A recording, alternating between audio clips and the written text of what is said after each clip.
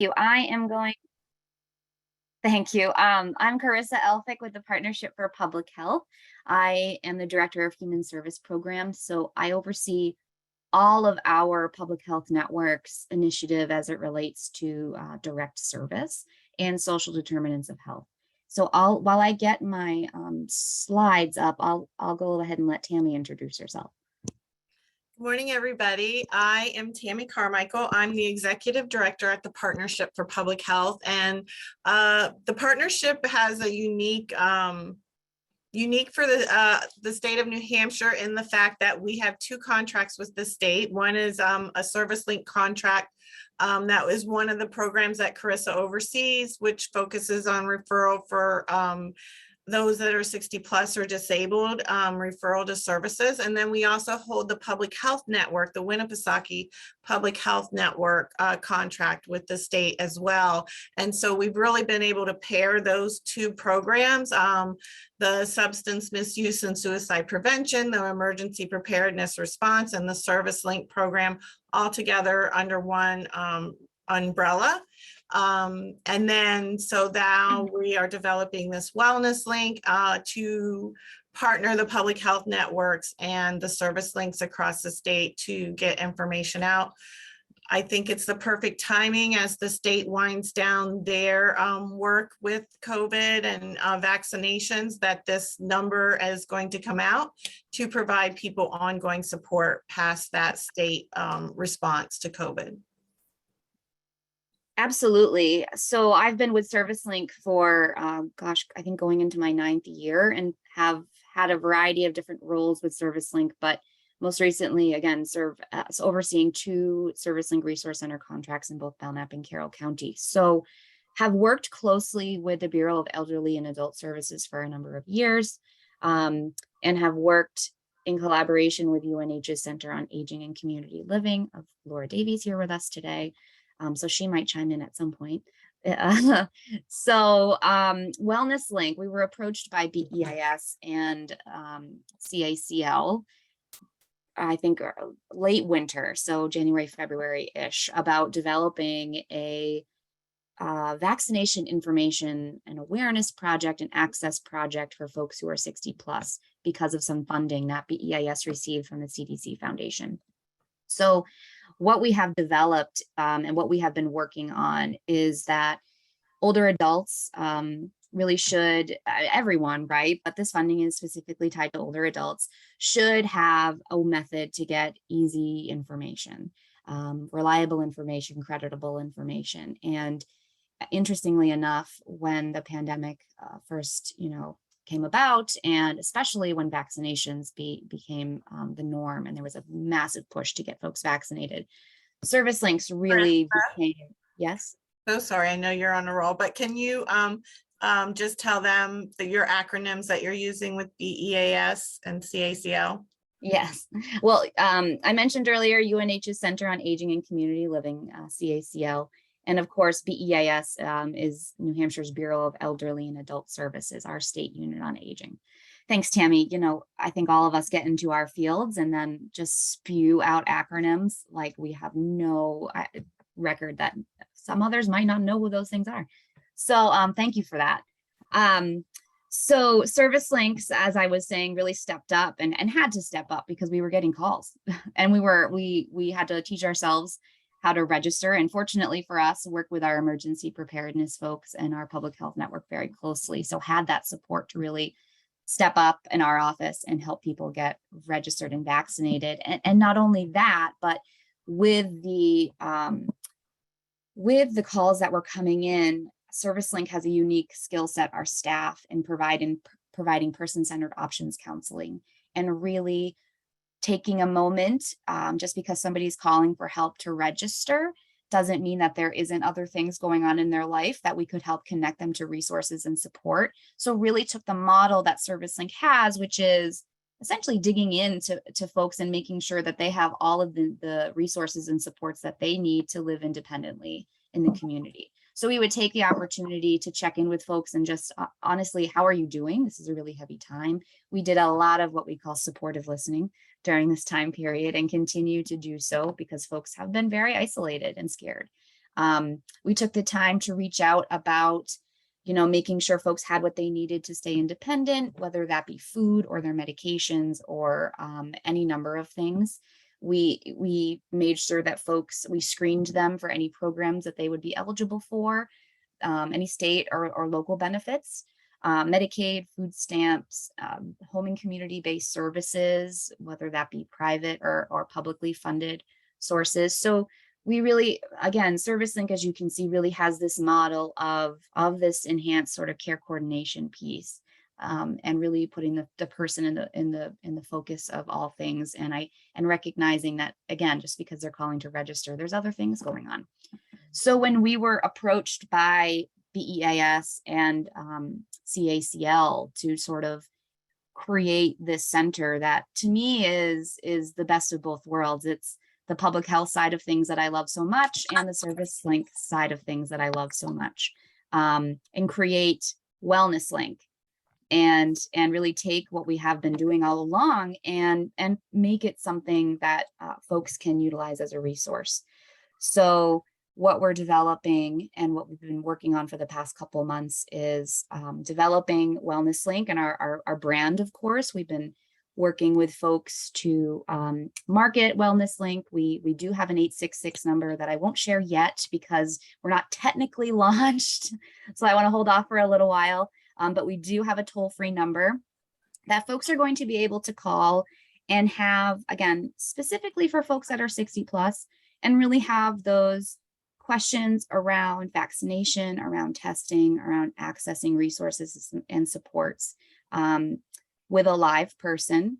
We've had some feedback that there have been even some challenges accessing home-based services for vaccination. So we have been meeting with our public health networks across the state. We've been meeting with our stakeholders at the Division of Public Health Services, and we have an upcoming meeting to, again, make sure our linkages with the department are very strong, and that we can really support folks where they are at with all their needs related to COVID, testing, vaccination, getting reliable information. And at the same time, if we have folks who are calling us because of access issues, it makes sense that there's other things going on. If we have folks calling us because they can't get to a vaccination site because they have transportation issues, well, what else is going on there? And how else can we support that individual? How do we coordinate with our community partners across the state? This is a statewide endeavor, although it's led by the partnership in central New Hampshire. It will address and work with individuals across the state. So we'll be receiving referrals from partners, and of course, receiving referrals from folks who reach out to us with our marketing, and really want to make sure that they have coordinated access to both information for COVID-19, all things, and then those really needed resources and supports. So again, as I mentioned, our main partners are the Bureau of Elderly and Adult Services, Laura Davies' team at the Center for Aging and Community Living, our public health network, and our partners within the ServiceLink Resource Center network. And we're also working with JSI and CHI to develop our marketing plan, and making sure we're really looking at and being cognizant of all of the ways that we want this marketing and this brand to reach folks across the state. So we've been making sure that our marketing, I don't work in the southern part of the state, but we have a lot of folks that are there, and making sure that we're developing inclusive marketing that is reflective of our entire state. And very briefly, I just wanted to mention, for folks who are unaware, our ServiceLink Resource Center network.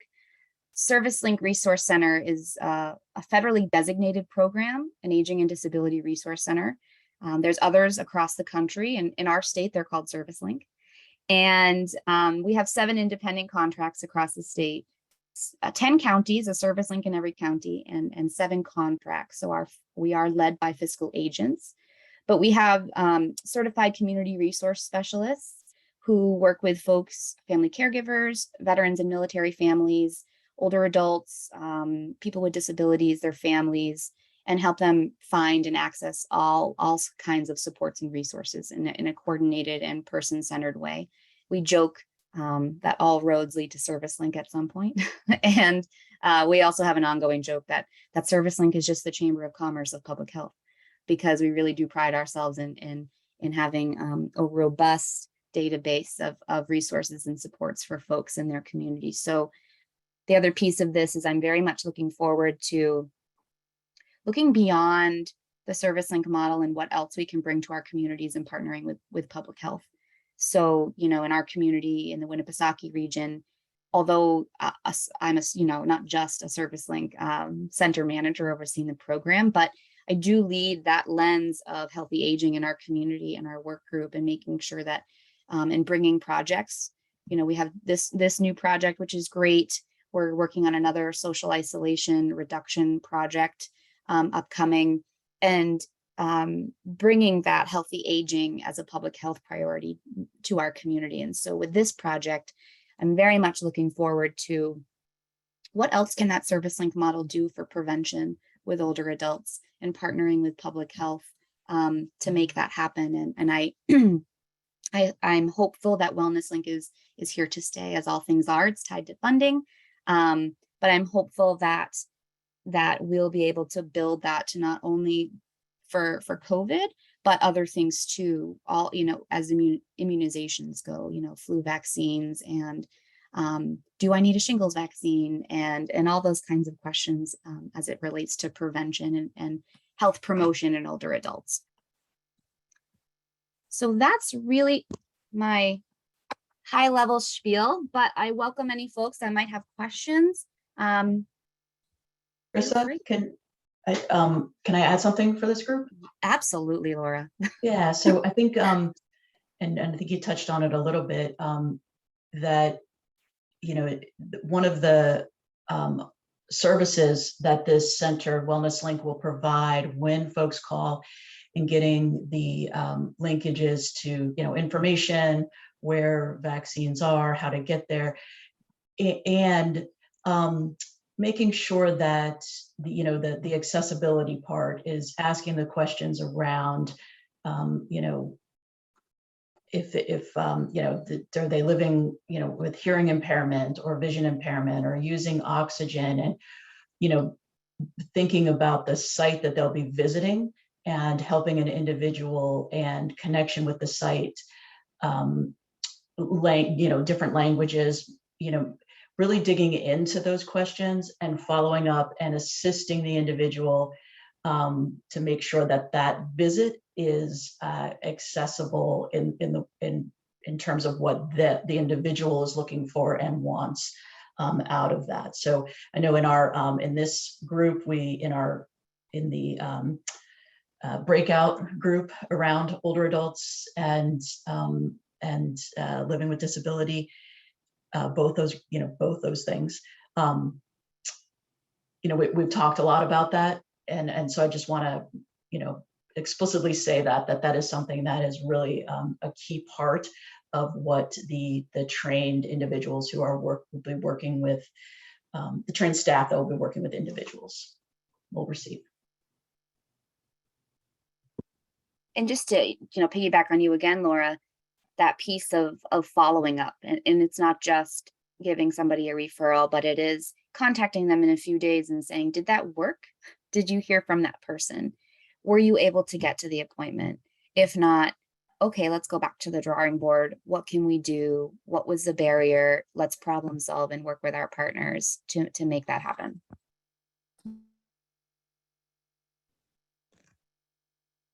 Hi, Carissa, Tori Jennison. I have a quick question for you. Can you share with us any kind of successes or processes that you've built into this to make sure that you're bringing an equity lens to the work? I know, coming on the heels of the COVID response, we, in the rearview mirror, have learned that there were some things we could do differently to make sure we're accessing folks' needs who have not always been on our radar, whether they're traditional vulnerable groups or kind of newly creatively acknowledged vulnerable populations or marginalized folks. I'm wondering if you've had any success engaging your stakeholders to think about that, since you're going to have a lot of different folks at the table.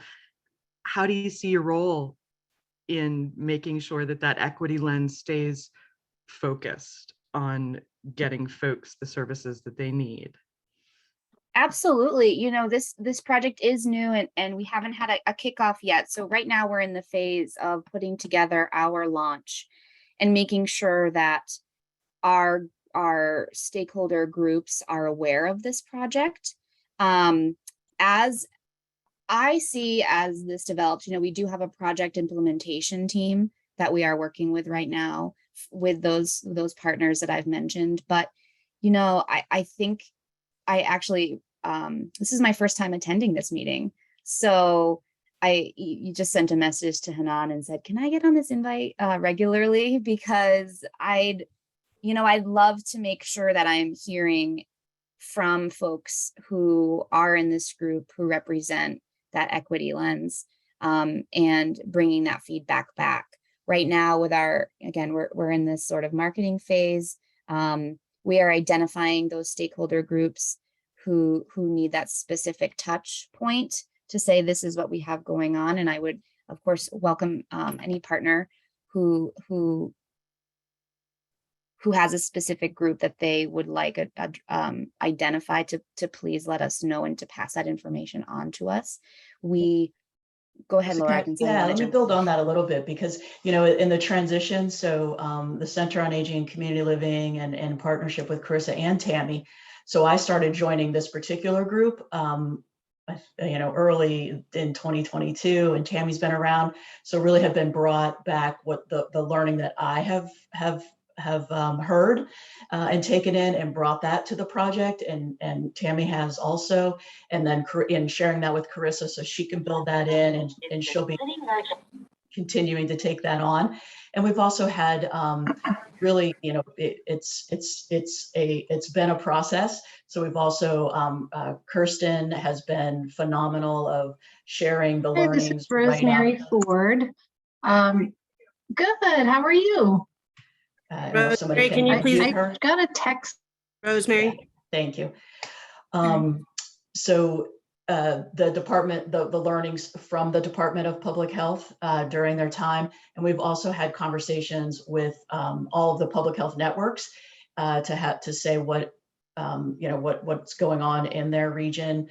There is a list, so we really, I'm not saying that it is exhaustive at all, and we still have a lot of learning to do to make sure that the barriers to equity, we're learning, but then there's from what we do know already, but also what we have, I'm trying to find the words, but I was just at a 4-day retreat, a 4-hour retreat yesterday around race and equity, and the continued learning and the time it takes. We want that outreach. We have a whole list of stakeholders and different groups that we will be getting the marketing out to. And I think with that, there'll be even more conversations to exactly what you're saying, Tori, to make sure that we're applying the equity lens, hearing from who all different types of individuals across our state. In a very, very a small way, but in just the equity lens of inclusion with folks with disabilities, we've been, talking with our marketing plan about, we wanted to make sure we were representative of individuals who are across the age spectrum living with a disability, older folks, but some of the images that are out there in a very realistic way are not representative of people, what they actually look like in their real life using a wheelchair. So we actually had I think 3 meetings on and reached out to our individual groups and our friends in our own circles on what that representation looks like to them, and gave them examples and have said, what do you think about when you see this image? Does this resonate with you? Where are we off base?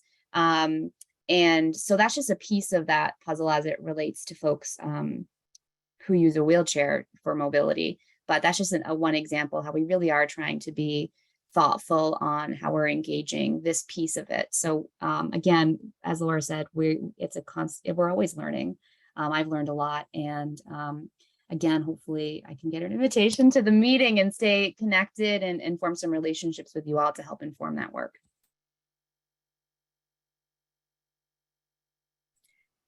Carissa, can I ask a question? And this is a little different, but it does impact certainly the equity piece of it. So, I mean, we recognize that people prefer the home and community-based services, you know, to nursing facilities, and we're seeing a real, even in the data, you know, that people that number is increasing of people who need the assistance. And we're going into a budget year in the next session as we finally close out this one. So I'm curious, you know, are you and the other service links able to serve the people both who know about the services as well as those that you're going to reach out to and bring in? Do you have enough funding? Is that going to be a budget? Yeah. I mean, my shameless plug for you, Martha, you and I have talked before, but ServiceLink, we've been around since 2000. So we are actually written into the legislation that, and I think it was Jean Shaheen when she was in office, really put this into action, and we're written into the RSAs in that New Hampshire has to have a method of providing information and referral to older adults and people with disabilities. So we are a legislative mandate, for lack of a better word, but we've been level funded for years. You know, it's interesting that lens, the budget and what's actually happening in our state.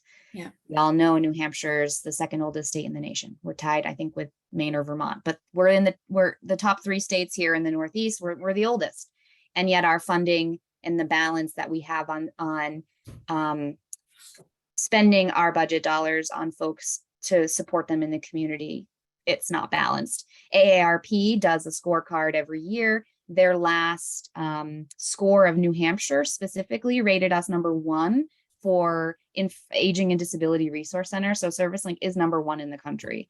Our specific, how we empower folks to access services and the model that we have created is #1 across the country. Across the country, we are number 49 in terms of how we balance home and community-based services compared to nursing facility care. So, and yet, and again, my shameless plug, because I wouldn't have worked for ServiceLink for going on, I don't even know, 8 or 9 years, level funded, mind you, without a passion for it. I truly believe in it. It is in my heart and soul. But we don't.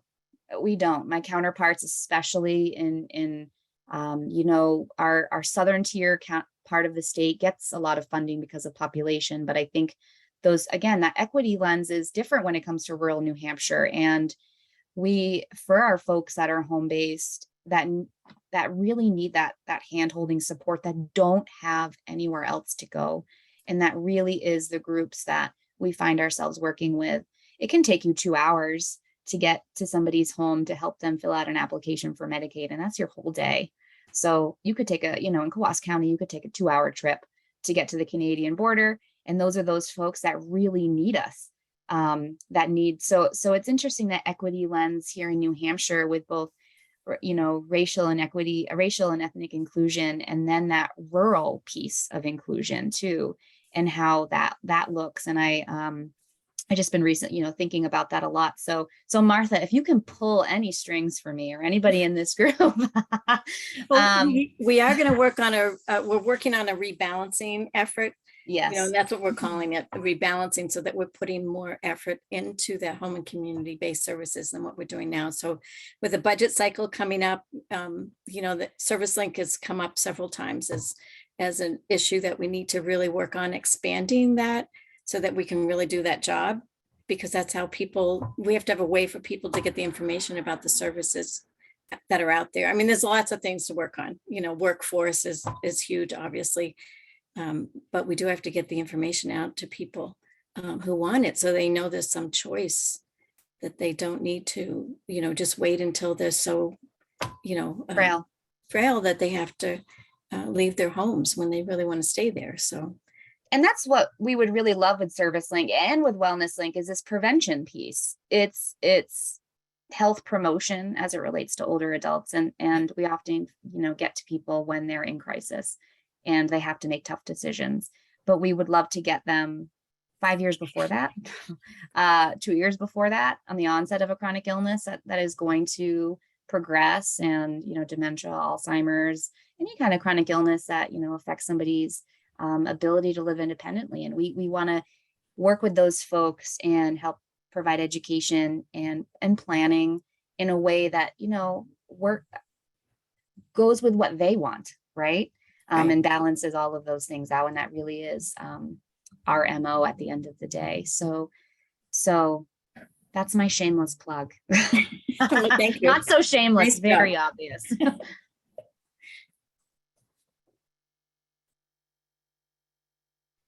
Thank you so much. Let me just see, I don't see hands up, but does anybody else have any questions?